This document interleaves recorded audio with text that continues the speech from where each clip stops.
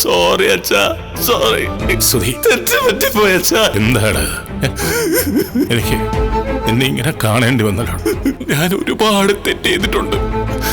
എന്റെ അച്ഛനെ ഞാൻ ചതിച്ചിട്ടുണ്ട്. അതൊക്കെ ഇവിടെ അതിനൊക്കെ കൂടി എനിക്ക് കിട്ടിയ ശിക്ഷയാണോ അച്ഛാ ഇത്?